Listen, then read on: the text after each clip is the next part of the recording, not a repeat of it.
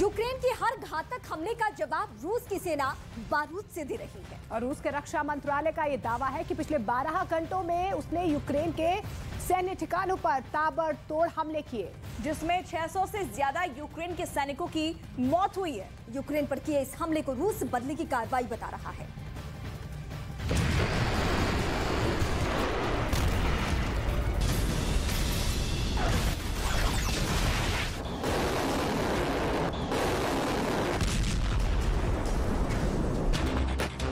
साल बदला, लेकिन महायुद्ध के मैदान में डटे दो देशों के बीच विध्वंस की तस्वीर नहीं बदली। 2022 में शुरू हुई जंग 2023 में और भीषण होने वाली है। वो इसलिए क्योंकि रूस हो या यूक्रेन, दोनों ही देश अपने आसमान में उठने वाले एक एक हमले का जवाब बारूद से दे रहे हैं।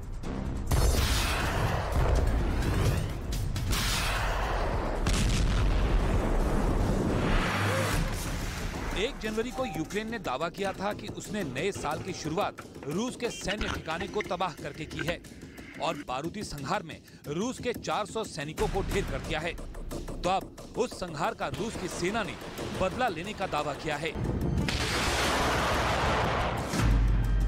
रूस के रक्षा मंत्रालय का कहना है कि रूस की सेना ने यूक्रेन के सैन्य ठिकाने पर हमला किया, जिसमें यूक्रेन के 600 सैनिक मारे गए हैं। 11वें महीने में तबाही, बर्बादी और हर विघात का बदला दोनों देशों की प्राथमिकता बन चुका है। खैरसोन से लेकर खार्किव तक रूस की सेना अपने बारूद से हर जमीन को तर कर देना चाहती है, जिसके लिए वो अपने घातक हथियार को इस्तेमाल कर रही है।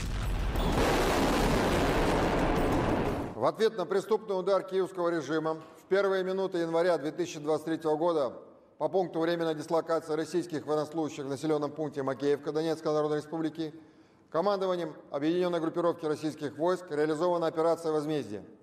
В течение прошедших суток российскими средствами разведки были вскрыты и достоверно подтверждены по нескольким независимым каналам. पुतिन की पलटन बदला लेने में कतई देर नहीं कर रही। ये हम नहीं, इन 10 महीनों का इतिहास बता रहा है।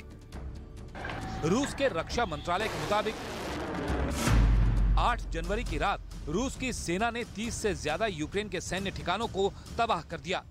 रूस के खूंखार फाइटर जेट ने यूक्रेन के 5 विमानों को मार गिराया।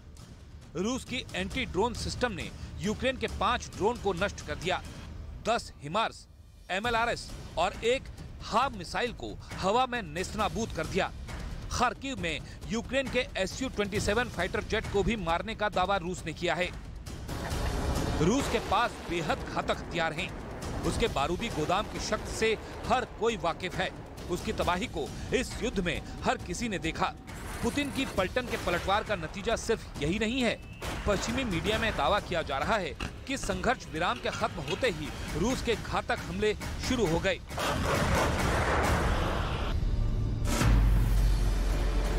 दावा है कि रूस की सेना ने क्रास्नोलिमास्की में यूक्रेन के सैन्य ठिकाने पर टारगेट किया, जिसमें 50 से ज्यादा यूक्रेन के सैनिकों की मौत हुई। रूस के इस बदले को कुछ घंटे ही बीते थे कि यूक्रेन की सेना ने रूस के खिलाफ फिर से चढ़ाई करना शुरू कर दिया। यूनाइटेड स्टेट्स स्ट्रेटेजिक कमांड का दावा है कि यूक्रेन की सेना ने नए भर्ती हुए रूस के सैन्य ठिकानों को निशाने पर लिया। यूक्रेन के इस हमले में रूस के 14 सैनिकों के मारे जाने की खबर है।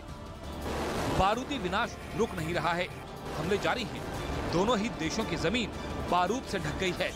युद्ध का न अंत दिख रहा है, न अंजाम नजर आ रहा है।